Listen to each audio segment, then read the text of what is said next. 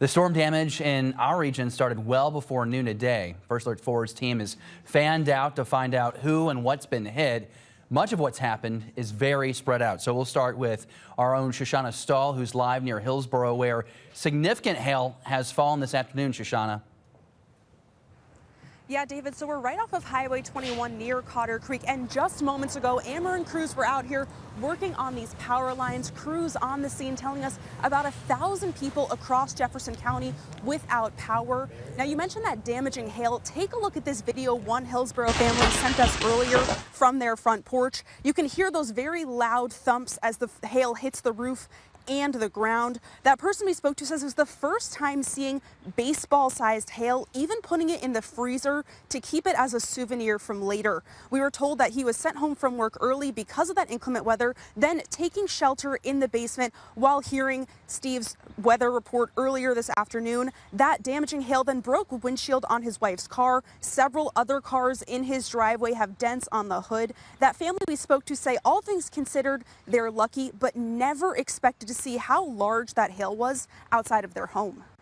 I picked up some earlier today that were, maybe a size of a quarter, which I thought were big, but then this came down. This is the first time I've ever seen softball or baseball size hail. Like I mentioned, we are live here near Cotter Creek. Coming up at 5, we spoke to one man whose backyard floods when the creek gets filled with this much water. We saw that water rushing down earlier, so you're going to hear from him and what he deals with a few times in the spring when we have that heavy rain coming up at 5. Live in Jefferson County, Shoshana Stahl, First Alert 4. Not sure I've seen baseball-sized hail either, Shoshana. Thank you. We'll continue our team coverage now with Russell Kinstall, who is live near the Sullivan area.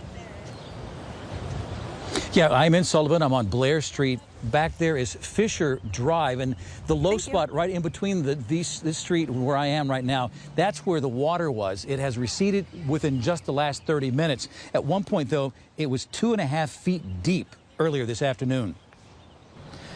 Sullivan got hit by 2 rounds of thunderstorms, each with heavy and a number of backyards and street parking lots of surrounding businesses. Floodwater was able to get into at least one home. Now, on the northern part of Sullivan, a street called Deer Path Road, right off of North and South, that's a busy street, a letter carrier's truck stalled out while driving through high water. A couple of other postal employees came out to help her get out of that truck and then transfer all the mail to another truck so it could be delivered. People say the water in Sullivan rose fast.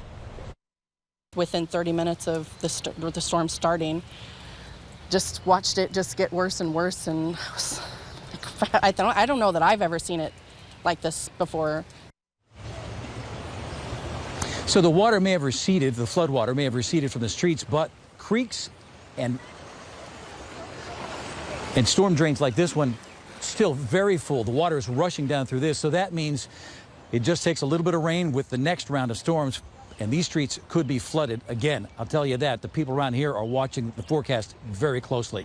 Live in Sullivan, Russell Kinstall, First Alert 4.